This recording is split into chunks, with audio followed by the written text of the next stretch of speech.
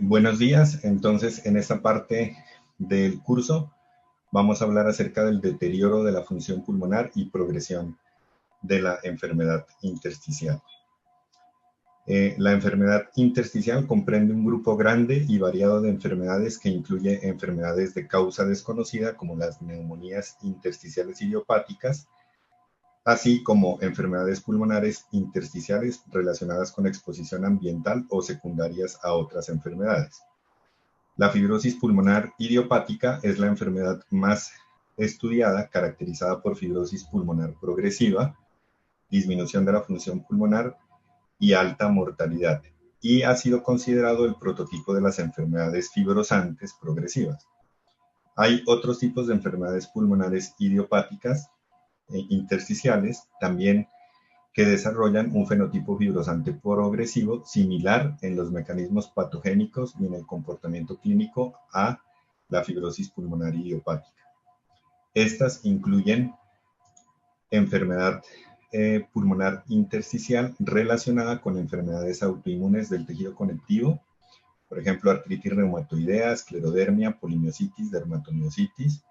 sarcoidosis, neumonitis de hipersensibilidad crónica, neumonía intersticial inespecífica y otras enfermedades pulmonares intersticiales. Y se ha considerado que el fenotipo fibrosante progresivo representa aproximadamente entre un 30 a 40% del grupo de enfermedades pulmonares intersticiales difusas. La progresión de la fibrosis en la enfermedad pulmonar intersticial se ve reflejada en el deterioro de la capacidad funcional con el consecuente deterioro de la calidad de vida por el empeoramiento de los síntomas, con periodos de empeoramiento que corresponden a las exacerbaciones de la enfermedad, situaciones que son percibidas tanto por los pacientes como también por el entorno y sus médicos tratantes. Esto objetivamente se puede ver en progresión del compromiso fibrosante en el TAC de tórax y en la disminución de la capacidad vital forzada cuando se hacen pruebas de función pulmonar. De estos aspectos, los tres aspectos más importantes para definir progresión de la enfermedad son el deterioro de la función pulmonar,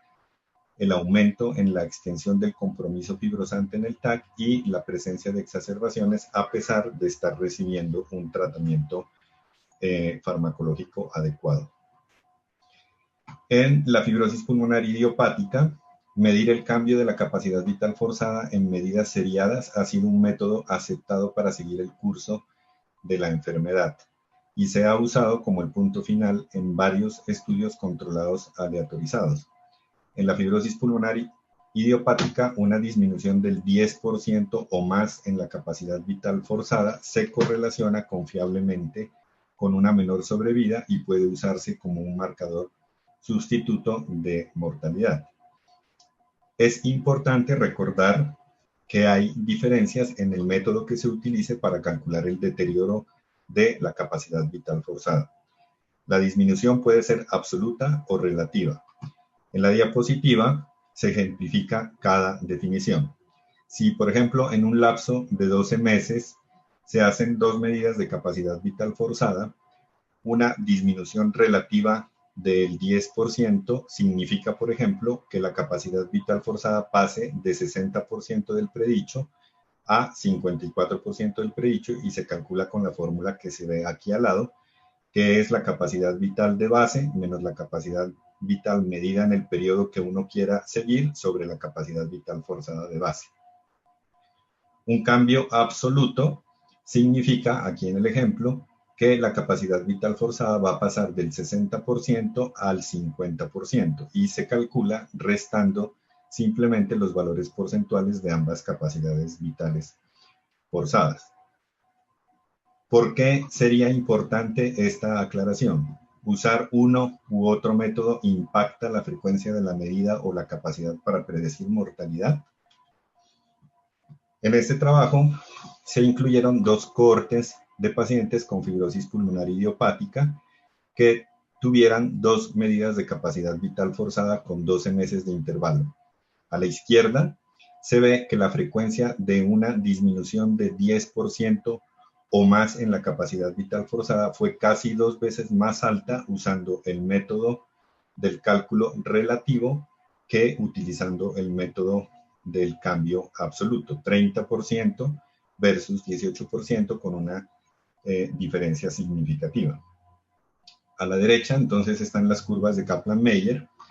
en donde vemos la sobrevida libre de trasplante para los dos métodos de cálculo comparando sujetos con y sin declinación del 10% o más en la capacidad vital forzada a los 12 meses. Aquí podemos ver entonces que los pacientes con una disminución relativa de la capacidad vital forzada mayor o igual al 10% tuvieron una sobrevida media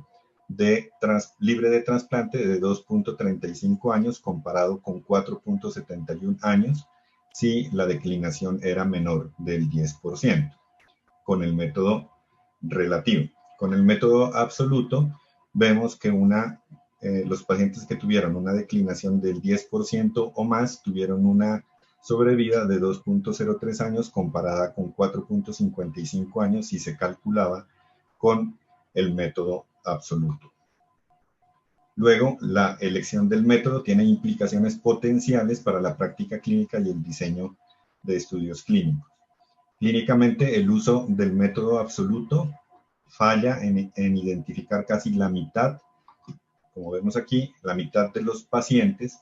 con una disminución de la capacidad vital forzada del 10% o más. Los pacientes con una disminución relativa del 10% o más tienen igual sobrevida que aquellos con una disminución absoluta del 10%. Sin embargo, usar el método absoluto podría llevar a retrasos en la toma de importantes decisiones en el tratamiento. Es por esta razón que en la mayoría de las guías y de las recomendaciones de seguimiento para la capacidad vital forzada se recomienda el método relativo para chequear la disminución de la capacidad vital forzada. Con respecto a la historia natural del fenotipo fibrosante progresivo, en este trabajo se usaron los datos de los dos brazos placebo de los estudios INBUILT e INPULSIS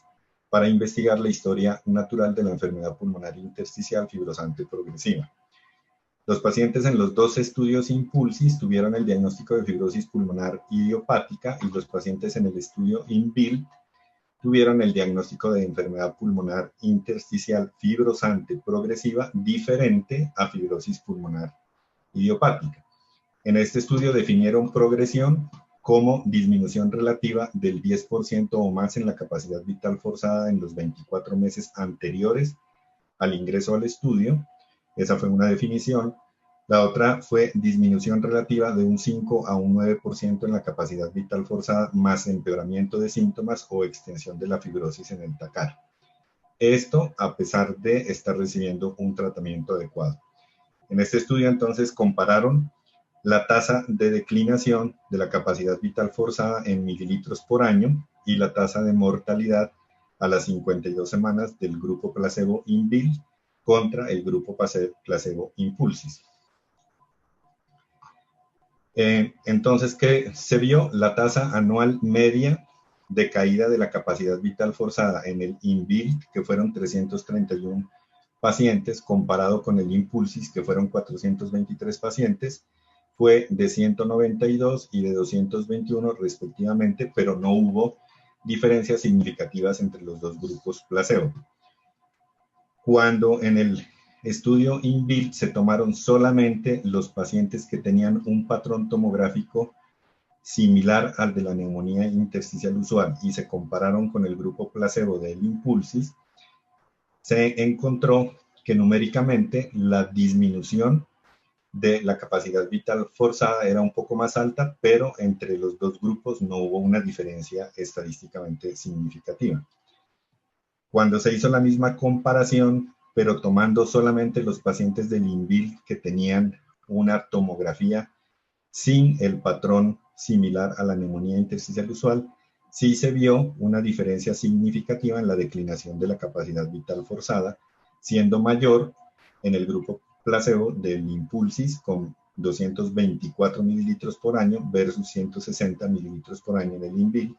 con una diferencia estadísticamente significativa. En el estudio INVIL también la tasa anual de declinación de la capacidad vital forzada fue similar a través de los 5 grupos preespecificados según el diagnóstico de enfermedad pulmonar intersticial. Esos subgrupos fueron neumonitis de hipersensibilidad crónica, las enfermedades autoinmunes, la neumonía intersticial inespecífica idiopática, enfermedades o neumonías intersticiales idiopáticas que no se pudieron clasificar y otras enfermedades intersticiales como sarcoidosis. Y en todos los subgrupos, los pacientes con un patrón tomográfico fibrótico similar a NIU tuvieron una tasa anual de declinación de la capacidad vital forzada numéricamente mayor, que serían estos, pero sin diferencias significativas estadísticamente entre los subgrupos. Con respecto a la mortalidad en el mismo trabajo, a la semana 52 ocurrieron 17 muertes en el INVIL, que eran el 5.1%, versus 33 muertes en el INPULSIS, que fueron el 7.8%, con un hazard ratio, comparando con el INPULSIS, de 0.63 para la población global, sin diferencia significativa, de 0.97 para los que tenían el patrón tomográfico de NIU, sin diferencia significativa, pero de 0.1 con una diferencia significativa para los pacientes que tenían el patrón tomográfico que no correspondía o que no era similar a neumonía intersticial usual. En el INVIL,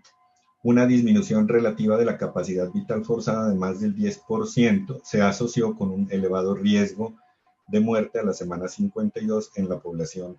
global, con un hazard ratio de 3.64. Cuando se hizo ese mismo análisis en el grupo que tenía el patrón tomográfico de neumonía intersticial usual, también se encontró una mortalidad alta con un hazard ratio de 3.35. Esos valores eran con significancia estadística, y al comparar estos resultados con el INPULSIS, pues se vio que prácticamente también tenían el mismo hazard ratio. En conclusión, estos hallazgos muestran que los pacientes con enfermedad pulmonar intersticial fibrosante progresiva del grupo placebo en el INVIL tuvieron un curso clínico similar al de los pacientes con fibrosis pulmonar idiopática no tratados en el estudio INPULSIS, independiente del tipo de enfermedad pulmonar intersticial o de los subgrupos. Los pacientes con enfermedad pulmonar intersticial fibrosante, quienes han demostrado progresión en los últimos 24 meses a pesar del tratamiento, según los resultados de este trabajo, están en riesgo de progresión y de muerte temprana similar al grupo placebo de los pacientes que tienen fibrosis pulmonar idiopática que no reciben tratamiento.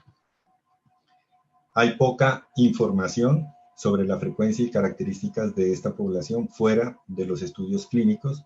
y en este trabajo, en el PROGRESS,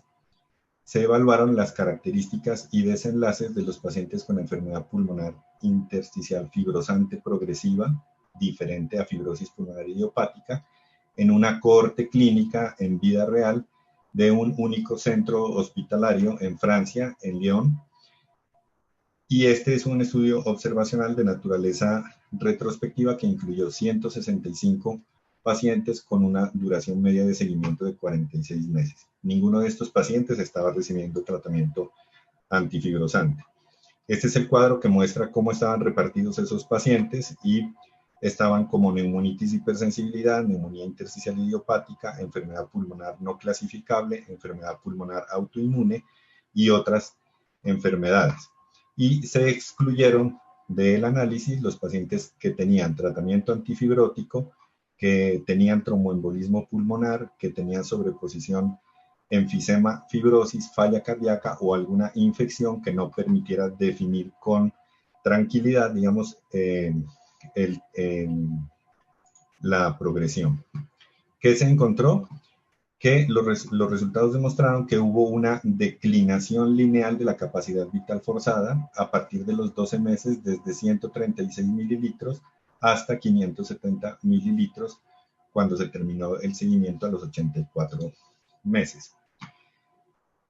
De los pacientes con capacidad vital forzada de 70% o más al momento del ingreso, el 20.7% había muerto, y de los pacientes con una capacidad vital forzada menor del 70%, el 30% habían muerto al final del seguimiento a los 84 meses.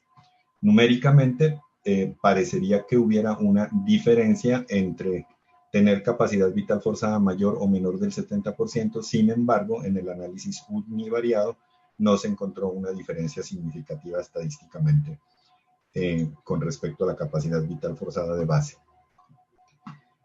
Cuando se analizaron los criterios de progresión, el 26.6% que tuvieron declinación del 10% en la capacidad vital forzada murieron a los 84 meses de seguimiento. El 22% de los pacientes con declinación de la capacidad vital forzada entre 5 y 9% y progresión de los síntomas o de la fibrosis en el TAC habían muerto a los 84 meses. Y solamente el 6% de los pacientes con declinación menor al 5% habían muerto a los 84 meses. Nuevamente, numéricamente fue mayor la muerte en el grupo de declinación relativa de 10% en la capacidad vital forzada, pero cuando se hace el análisis univariado de significancia, pues se encuentra que estas diferencias no son significativas. Es decir, se podría utilizar cualquiera de estas definiciones para el término de progresión. El análisis final multivariado sí demostró que la mortalidad se asoció significativamente con una capacidad vital forzada menor del 70% al momento de la inclusión, con un hazard ratio de 1.9, y se asoció también la mortalidad con una disminución relativa de la capacidad vital forzada del 10% como criterio de inclusión, con un hazard ratio alto de 2.43. Como se ha podido ver hasta el momento, hay pocos predictores de progresión. No solo la disminución relativa del 10%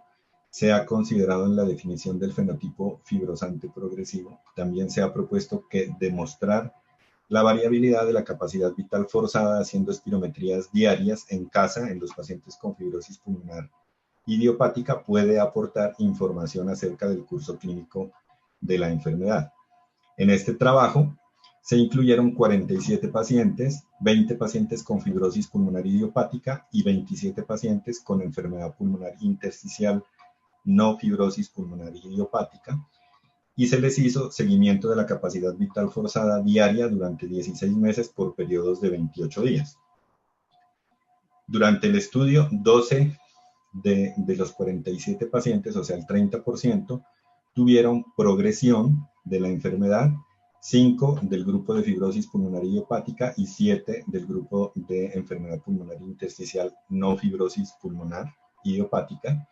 y esa progresión se definió como muerte, necesidad de trasplante, exacerbación de la enfermedad o declinación relativa de la capacidad vital forzada mayor al 10%.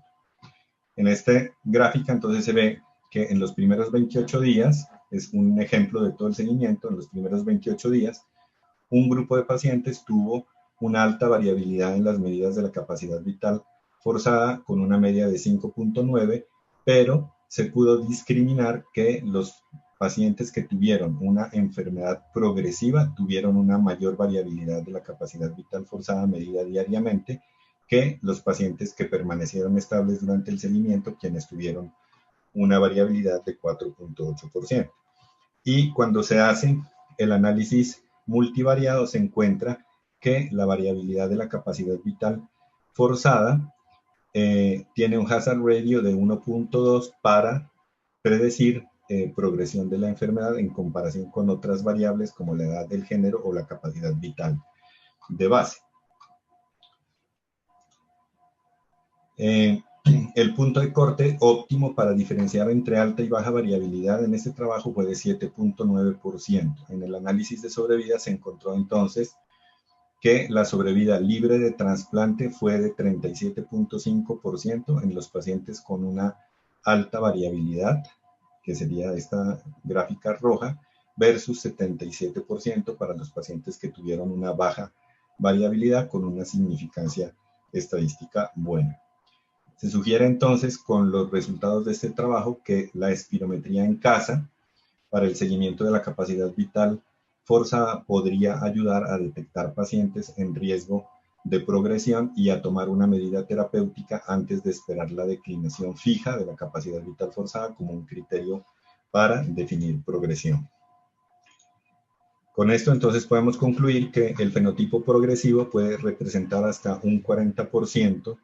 de la enfermedad pulmonar intersticial, siendo la fibrosis pulmonar idiopática el prototipo de este grupo. Hay otras enfermedades pulmonares intersticiales cuyo comportamiento clínico es similar al de la fibrosis pulmonar idiopática a pesar de tener un tratamiento adecuado. La progresión puede ser definida principalmente con tres dominios: el fisiológico, el clínico y el radiográfico. En el dominio fisiológico, la capacidad vital forzada ha sido la medida fisiológica empleada para hacer el seguimiento de la progresión en el dominio fisiológico. Existen dos métodos para determinar la declinación de esta, el relativo y el absoluto. En términos de sobrevida, los dos métodos tienen la misma capacidad predictiva cuando el cambio es del 10% o más, pero en términos de frecuencia, la caída absoluta del 10% o más pasa por alto casi la mitad de los casos de progresión, por lo que se recomienda utilizar el método de cálculo relativo.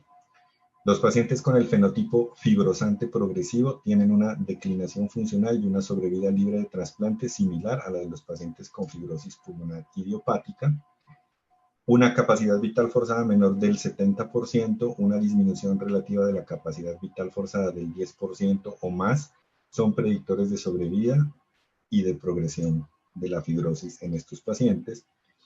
Y la variabilidad de la capacidad vital forzada medida con espirometría en casa puede servir para predecir más tempranamente quiénes de estos pacientes van a tener progresión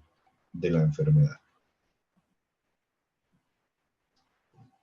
Eso es todo.